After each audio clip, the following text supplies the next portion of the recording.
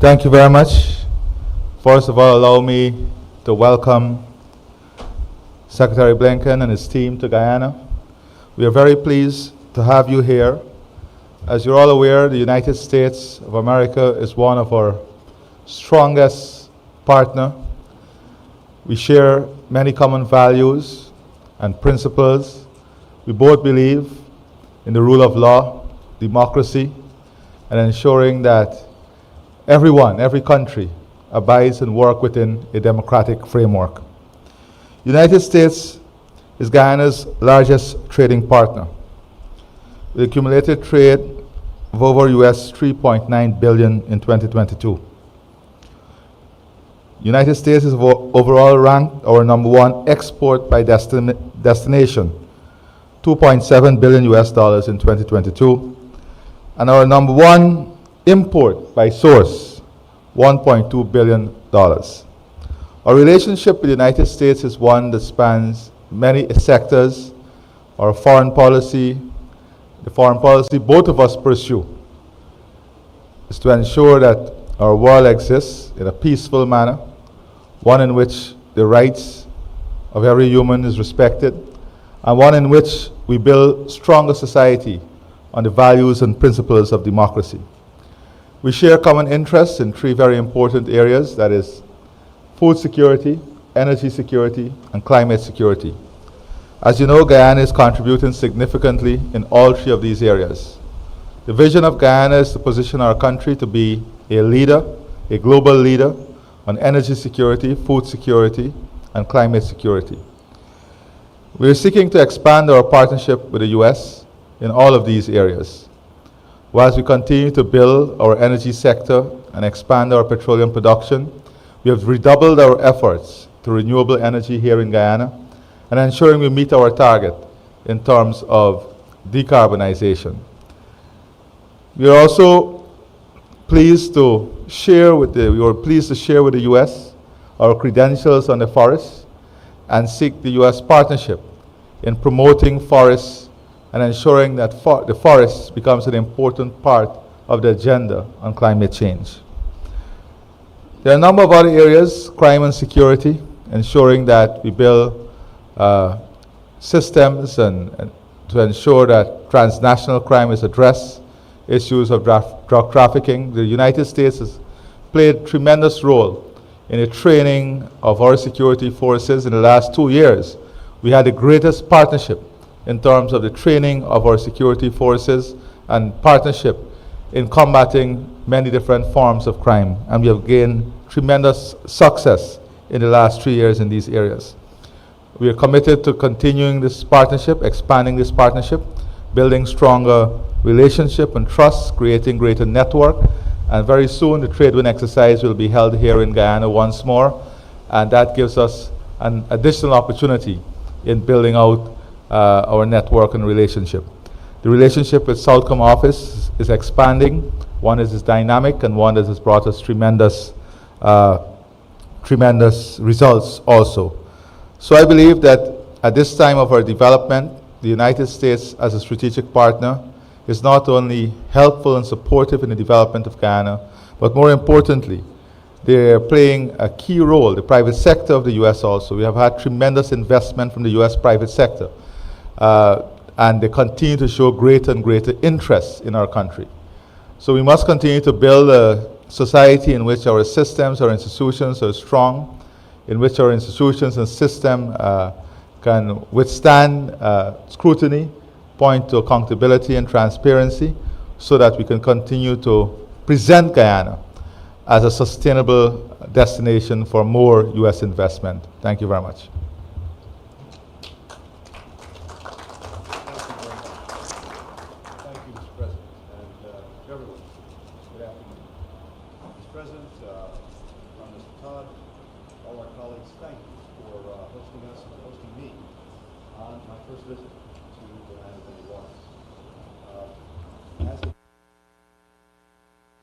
The United States is fully committed to building a more prosperous, a more secure, a more sustainable region.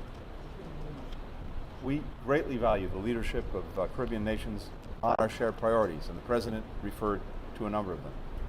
from strengthening democracy in the Americas to addressing the global climate crisis to creating even greater and more inclusive economic opportunity for our people. This trip to the region builds on the most significant and all right. How's that? Is that working? Yep. Try that again. Let's see. Apologies. Well, you can discount everything I just said. My trip to the region builds on what has been the most significant, the most sustained engagement in decades between the United States and the Caribbean. Our leaders have met at the highest levels, from President Biden and Vice President Harris on down. Through the 3 U.S. Caribbean action committees that we established at the Summit of the Americas last year, we're partnering to improve the lives of people across the region, addressing energy security, food security, access to finance. We're committed to opening 2 new diplomatic posts in the Caribbean. Yesterday, we joined CARICOM leaders, including President Ali and Foreign Minister Todd, to celebrate the 50th anniversary of that organization's founding. CARICOM has been a powerful force in improving lives of people across the Caribbean. At the ministerial meeting, we agreed to strengthen cooperation on addressing climate change, hunger, the ongoing crisis in Haiti, among other shared priorities. The large congressional delegation that accompanied us, headed by Leader Hakeem Jeffries, underscores the bipartisan commitment in the United States to further strengthening and deepening our ties. Earlier today, in Trinidad and Tobago, I met with Prime Minister Keith Rowley. We discussed how we can enhance our own cooperation on a variety of issues, including energy security and including reducing gun violence. And just now, with President Ali, with Foreign Minister Todd, with many of our colleagues from the government here in Guyana, we had very productive discussions on the full scope of what is already a very strong bilateral relationship between our countries, building on conversations that the President and I had in Washington last year. The United States appreciates the increasingly significant role that Guyana is playing in addressing regional and indeed global issues. A leader on the Inter-American Commission on Human Rights, and of course, starting in January, one of the new term members of the United Nations Security Council. Among the many issues that we covered today, energy, security, and climate adaptation were front and center. Every hurricane season provides a very stark reminder that Caribbean nations are on the front lines of the climate crisis. That's a key reason why the United States strongly supports reforming the multilateral development banks to better address disproportionate costs of climate on peoples in the Caribbean. At the same time, through efforts like the U.S. Caribbean Partnership to address the climate crisis 2030, we are building climate resilience while supporting the clean energy transition. Now, Guyana will soon be the highest oil-producing country per capita in the world, but it's also a leader in forest conservation, demonstrating that it's possible to prioritize climate mitigation, environmental protection, while responsibly using fossil fuel resources. 86% of Guyana's territory is covered by forest, making it a natural carbon global sink. The government recently completed a historic deal to sell $750 million in internationally certified carbon credits to the Hess Corporation over the next decade. And the government is committed to reinvest at least 15% of these funds into the country's indigenous communities. Our own Export-Import Bank is working closely with the Guyanese government on a major gas-to-energy project that's going to cut emissions by 50%. American companies can bring unparalleled expertise, highlighted environmental standards, and transparency to help power Guyana's dynamic growth, to advance regional energy security, to deliver tangible benefits to all the people of Guyana. As the President mentioned, food security is another critical priority for both of us. We've had the climate crisis, we've had COVID, we've had conflict, including the Russian aggression against Ukraine, form an almost perfect storm, all contributing to the Caribbean's highest food prices in a generation. We're grateful to Guyana for co-chairing the U.S. Caribbean High-Level Action Committee on Food Security, where the country is leading efforts to expand small farmers' access to technology, reducing barriers to trade, reducing barriers to transportation. We provided about $28 million in emergency food assistance over the past year. We're investing more resources in local capacity so that ultimately countries across the region can build their own sustainable, productive capacity. As the breadbasket of the Caribbean, Guyana will continue to be a crucial part of this effort. Guyana is also an important regional security partner. We appreciate Guyana hosting Southcom's upcoming trade wind exercise. This is, I think, the 39th or 40th year that we've been doing it. That's going to strengthen the Caribbean's ability to combat transnational criminal organizations and other threats and respond to natural disasters. Our law enforcement agencies are working closely together, cooperating to counter illegal narcotics. We're helping Guyana train police and reform the justice system to improve accountability and transparency, as you heard the President say. We also emphasize the need to continue to work together to reduce violent crime. Since launching the Caribbean-based Security Initiative in 2010, the United States has invested over $830 million to strengthen law enforcement, to reduce illicit trafficking, to prevent youth crime. We're supporting CARICOM's new crime gun intelligence unit in Port of Spain, which is improving information sharing, enhancing training, and helping disrupt the flow of illegal firearms. And yesterday, our Department of Justice announced an experienced prosecutor, Michael Benari, as our first ever coordinator for Caribbean firearms prosecutions. This will deepen our cooperation in actually bringing offenders to justice. In endorsing the Los Angeles Declaration, together with 20 other countries in our hemisphere, Guyana pledged to promote safe, orderly, humane, and regular migration. And they've demonstrated that commitment by providing health care, education, and other services to Venezuelan refugees. The United States contributed about $4 million over the last year to help Guyana manage this challenge. And we're grateful to the Guyanese people for their compassion, their generosity in the face of Venezuela's ongoing crisis. This kindness to new arrivals is really not surprising, given how central immigration has been to the story of so many families in this country and throughout our region. We see it in vibrant neighborhoods like Little Guyana in my native New York City, in the Caribbean family roots of our elected officials, including Vice President Harris and many members of our Congress, several of whom, as I said, were with us on this visit. And yes, in the music of Rihanna as well. I know the bonds between our people will only continue to grow.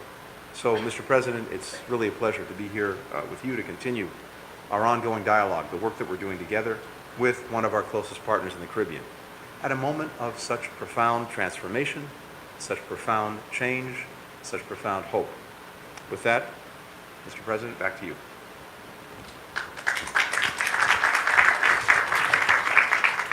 Thank you, President Ali and Secretary Blinken. Given the limited amount of time that Secretary of State Blinken has with us today, I will entertain 4 questions, 2 from the Guyana media and 2 from the United States media. I'd like to ask you to raise your hands if you would like to ask a question, and remind you to kindly state your name and the media house that you represent. Thank you. I acknowledge the young lady in the black top.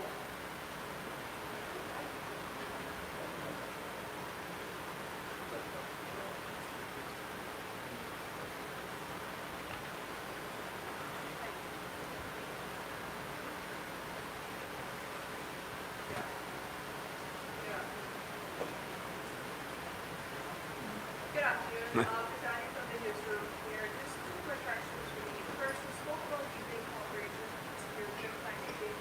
Are there any new concrete ways the U.S. is committed to support Guyana in this regard? And secondly, has the political peaceful restrictions needed help for Guyanese in the U.S. been something you discussed today?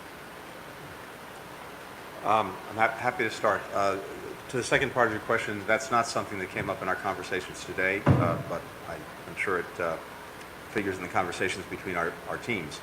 And as I said, with regard to food security, to climate, there's been an ongoing effort that I think has been of great significance. And we see that, as I mentioned, in the PAC 2030 initiative that leaders launched that is having a very practical impact on helping to build resilience, helping communities adapt, doing everything from helping smallhold farmers learn new techniques, including with low water usage for irrigation, bringing financing and technical expertise to the adaptation of clean technologies, making sure as well that countries are prepared to have a disaster response as we see challenges emerge on a regular basis. I mentioned that we've put some additional resources into the food security piece itself, but the 2030 program is where the bulk of our efforts are targeted in this moment. And as I said, that's playing out in a variety of very practical ways that is going to have an impact, I think, on the lives, the livelihoods, and the resilience of communities.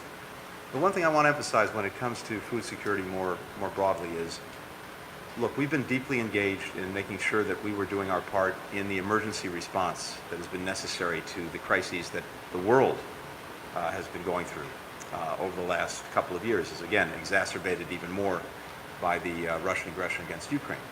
Just since that took place, we provided about $13.5 billion around the world in emergency support on food. In addition, the United States is by far the largest donor to the World Food Program. We provide over 50% of its budget right now. But what I hear again and again from my colleagues in the region and around the world is that as important as this emergency assistance is, and we'll continue to provide it, what matters even more is helping countries develop their own sustainable, productive capacity so that they can effectively feed themselves and feed others. And that really is the focus of the work that we're doing through the 2030 program and in our bilateral programs with Guyana. Thank you. I'll entertain a question from the U.S. media. I recognize the gentleman in the third row. Hi, we're not as many journalists, so we need to thank you for hosting us. Could you identify your name? We know Agence France-Presse. Thank you, Mr. President, for hosting us. I have hot language in your country. I have a series of questions on Venezuela and on the and this is Secretary Venezuela took the whole elections in 2024, and at the same time, apparently, some of the opponents are being disqualified. And I was wondering if you're concerned that we're heading towards a scenario like in 2018, where the United States did not recognize the process. And secondly, on Venezuela, are you considering at all an exchange of prisoners for access up? And if I may ask a question on the topic where it means, there seems to be just as much a sense of urgency now as there was last fall, when we were already talking about a sense of urgency. And yet here we are, and nobody has stepped up to be a UN multinational force. So my question is very direct to Mr. Secretary. Is the United States ready or not to lead such a force? And if not, will lead such a force? And just to finish on that, do you think the Security Council is united on this issue? Which I believe is not. Thank you very much. Leon, thank you. Would you like me to start, Mr. President? Thank you. First, with regard to Venezuela, our focus, the focus of countries throughout the region and beyond, is putting Venezuela back on a democratic path, and that starts with preparations for free and fair elections next year. That is the objective, and is clearly the desire of people throughout Venezuela. There are a number of very practical steps that the regime in Caracas can take to demonstrate that it wants to move down that path toward free and fair elections. What you just mentioned, that is the disqualification of a leading member of the opposition from competing in such elections, certainly sends the opposite message, and something that I think is deeply, deeply unfortunate. We're determined to continue international cooperation and coordination to press the regime to commit to free and fair elections in 2024 and to take the necessary steps to allow free and fair elections to go forward. And as I said, there are a number of very practical things that it can and should do. I'd also say more broadly that the purpose of the sanctions that we've imposed are not to create ends in themselves. That's not the objective. Sanctions are a means to an end, and the end is to help respond to the desire of the Venezuelan people to restore democracy. And as I said, that starts with free and fair elections. With regard to prisoners, those who are arbitrarily detained, this is something that we're engaged on constantly. And as you've heard me say many times, Leon, it's one of my top priorities as Secretary of State, looking out for the security, the well-being of Americans abroad, notably those who've been arbitrarily detained, used as political pawns. So we're focused on it. I'm not going to get into any of the engagements, diplomacy, deliberations that we have, but I think as you've seen in the case of Venezuela, we've been able to bring a number of Americans home over the last year. And around the world, we brought nearly 30 Americans home who've been arbitrarily detained in one way or another. So it's a constant focus, and I'm not going to get into any details of where and how we might do that. With regard to Haiti, we are seized with the fierce urgency of now when it comes to Haiti. We've been working very hard across a number of lines of effort. First, to, of course, support the Haitian people with humanitarian assistance and development assistance to try to make sure that they have the basic resources they need to survive. Second, we've been supporting a process that would allow Haiti to reach a broad consensus on a return to democratic order. And I met with Prime Minister Henry just yesterday when we were in Antigua to talk about the work that's being done to bring everyone together, to develop a consensus on the way forward toward the full restoration of the democratic order. And third, we've been very focused on security, or the profound lack thereof. And there, we've spent time, resources, effort to try to strengthen and build up the Haitian National Police. But it's also our assessment that while that's necessary, it's not sufficient.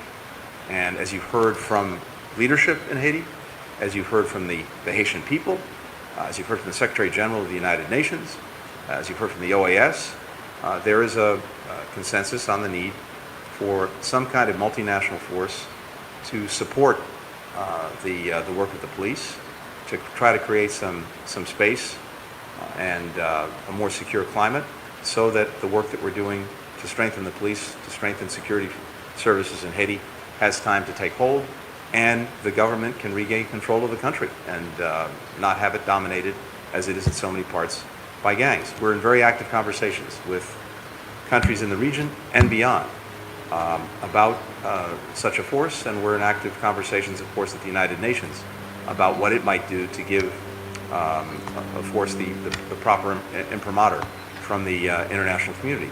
Part of this involves making sure that countries step up to play important roles in such a force, particularly identifying a country that would play a leading nation role. That's something, again, we're very actively engaged in. So is the Haitian government. So what I can say to you today is it was very much part of the conversation at CARICOM yesterday, very much part of the conversation that I had with Prime Minister Henry, and a focus of our work, and we are seized with the urgency of moving this forward. Thank you. In relation to Haiti, as Secretary Blinken said, Haiti took up a substantial part of the agenda for CARICOM. There are three issues that must be addressed in relation to Haiti. That is the security issue, the humanitarian issue, and the political issue. And these three issues were distilled at CARICOM Heads of Government meeting. We had President Kagame with us from Rwanda, and we decided on a few things. One, the eminent group of leaders, which include former Prime Minister Kenny Anthony, and Bruce Golden, they will continue to work with the leadership of Haiti. And when I say leadership, not only the government, the broad stakeholders of leadership in Haiti to come up with a broadened representation in government. And this is what is termed the transitional period, the transitional government. Prime Minister Ori is committed to broadening this transitional government. He is committed that he is not going to run in any future elections.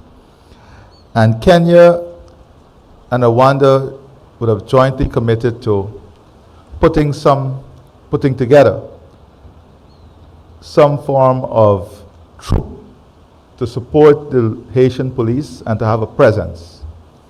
Now that has to be financed, and that has to come through a mechanism through the UN. And this is where we now have to focus our work. How we get a UN resolution and how this mechanism is developed. The third issue is the humanitarian issue. We have to find a way, and we are all committed to find a way in which we can have a line of control in Haiti that will allow humanitarian aid to get into the country and reach the people. These are three critical issues that the heads discuss, and we are committed to working on this. I must say that Prime Minister Ore at those meetings yesterday committed to working with the eminent group on the broadening of the transitional government to include other stakeholders so that we can build more consensus on the way forward.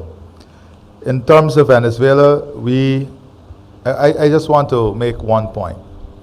There is no price to democracy and the rule of law, and there is no time constraint to democracy and the rule of law.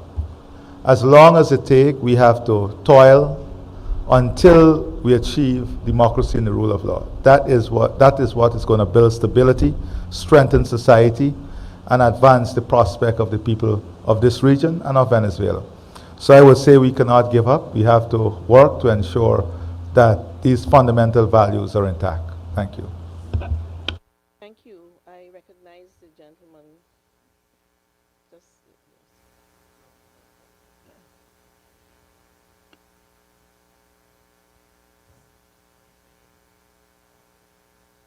Please identify your media host.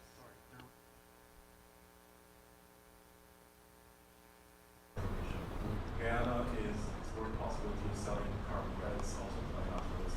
Is this a conversation that pops up around U.S. purchasing carbon credits from Guyana? That's the first question. And the second thing I want to know is, considering Guyana is now part of the U.S. Security Council as a temporary member, permanent member, temporary member, what are some of the areas of cooperation that we can foresee coming out in the future? It's not too early to say. Certain sort of advocacy on the global scene. Thank you very much. With regard to the second part of your question, what we just discussed, Haiti is certainly one area of, I think, potential and important collaboration with Guyana on the Security Council, precisely because it's going to be very important to have the endorsement of the United Nations for any force that goes in to support the police to create a more secure environment. So that's one of the areas that we actually talked about today. But one of the things that I discussed with the president and with the team was our strong interest in learning from the government their thoughts, their agenda for the Security Council and for their tenure on the Security Council. This will be an ongoing conversation between us. When it comes to carbon credits, as is noted, the agreement that Guyana reached with a private corporation I think is of great significance and demonstrates in a very powerful way how Guyana is all at once using responsibly the abundant resources that it now has at hand, while also making investments in the climate future, making investments in transition to renewables, and also, of course, as I heard from the President very clearly, showing a very important and powerful commitment to preserving its forests, which are a resource from which many benefit well beyond Guyana. Whether there are more such opportunities in the future, I think that will go to, for example, whether other private companies are interested in pursuing something, and we'll leave that to them. Thank you. There is just two issues. One, we want to ensure that our world is a safer place, and security is the foundation through which the global citizen enjoy prosperity. There are many challenges that the world faces today: Haiti, the war in Ukraine, and there are other challenges that contribute to conflict and contribute to barriers that does not allow the global citizen to enjoy the full prospect of life. These are things that we will elaborate in much greater details. Very soon, our team that will be working at the Security Council will be meeting with the stakeholders in Washington and other stakeholders to further define and to prioritize action, because there are so many challenges, but we have to prioritize the actions that are critical today and the issues that are critical and must be addressed as we confront the challenges. On the issue of climate change and the U.S. involvement, sometimes we forget that the role of government is to set the tone, to create and define the policy, and also to create an enabling environment and framework through which all stakeholders can follow. And we are both committed on the issue of climate change. We are both committed on the issue of decarbonization. We are both connected on the targets we set to achieve the results of 2050. Now, we are creating an environment in which the private sector can also participate. Like the example of the U.S. government that is now part of carbon arrangement in Guyana, that is benefiting communities and contributing positively in the climate change equation, but importantly, on demonstrating that the model of carbon credit sales from the forest is one that can be an important part in achieving the targets that we set. So I would say that the U.S. and Guyana, we're working together on setting the right tone, creating the right policy environment, and supporting the right type of initiative that will create a platform for all stakeholders to be a part of. Thank you. I will entertain the last question from the U.S. side. Would you raise your hand? Yes, I recognize the lady on the platform. Thank you both. I'm sure you probably see you, so please forgive me behind the camera while you answer. We're multiple hats today, but I do have two questions. First, President Ali, Guyana is China's top trade partner in the Caribbean. Now, and those ties seem to only deepen during the current conflict. Do you see your partnership with China as an economic one, or is there room for enhanced cooperation, perhaps in terms of military knowledge? And secondly, when you was beginning veering from the region, but I believe this is the first opportunity that a member of the press has had to ask you about the State Department's public version of the after action report on Afghanistan that was released recently. Now, that report found that the evacuation operation was hindered somewhat because it was unclear who the State Department was in the lead. Can you shed any more light on why that was?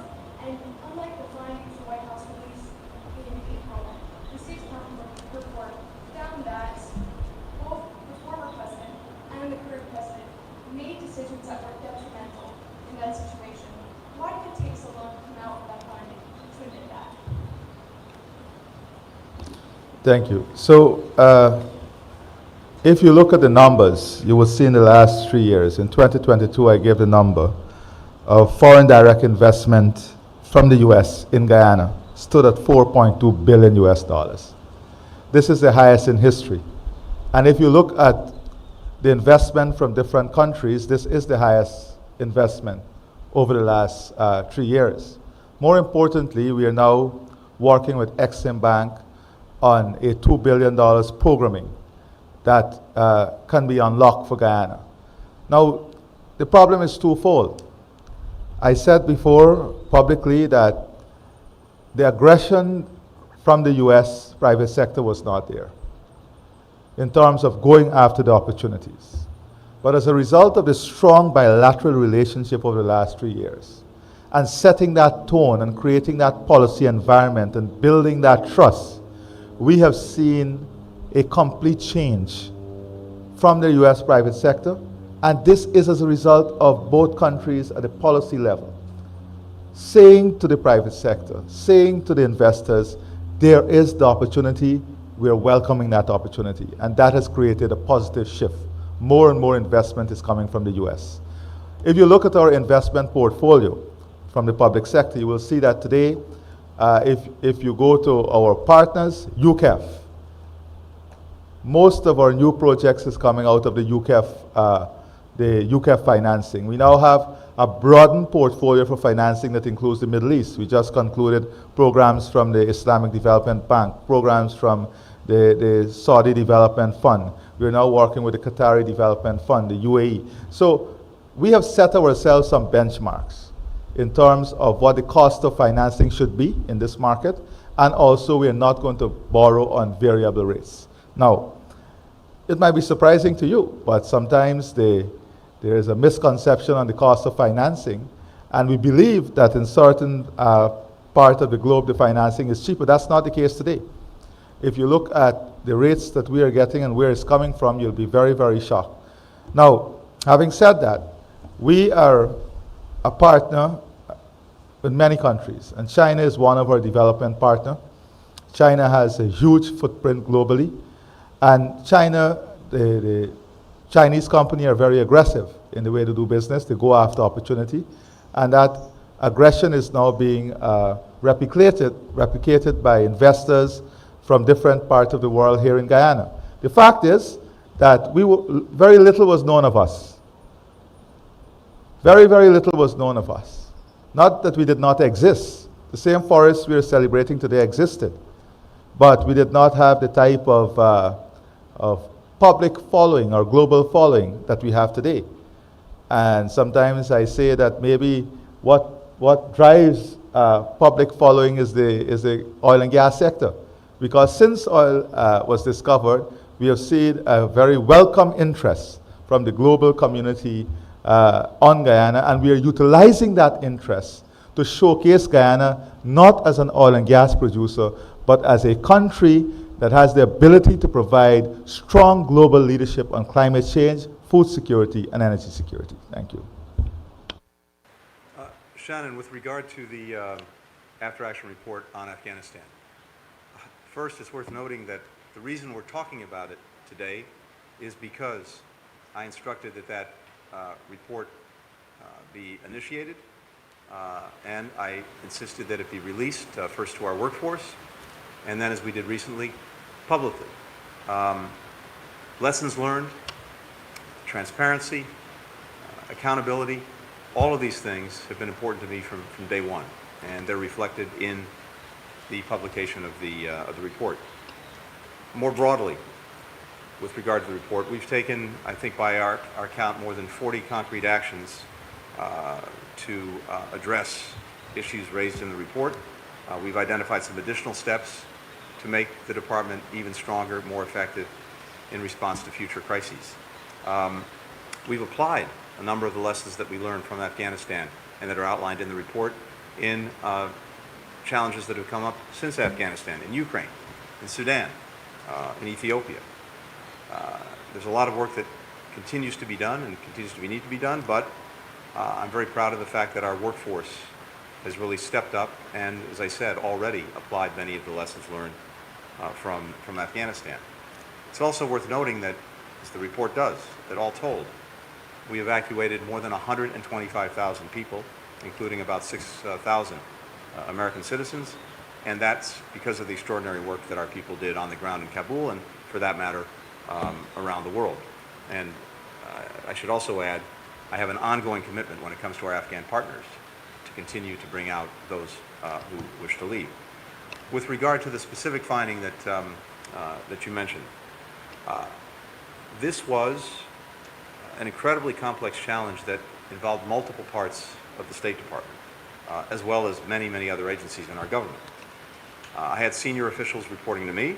I'm proud of what the team was able to accomplish, including, as I said, the evacuation of more than 125,000 people. But as I also said, I'm determined that we learn the lessons from this experience. Going forward, we're going to make sure and going to make it a standard that a single principal level crisis leader is appointed to oversee all the lines of effort that go to responding to a given crisis. That's something that we've taken very seriously, taken away from the report, and that we're going to follow going forward. Thank you.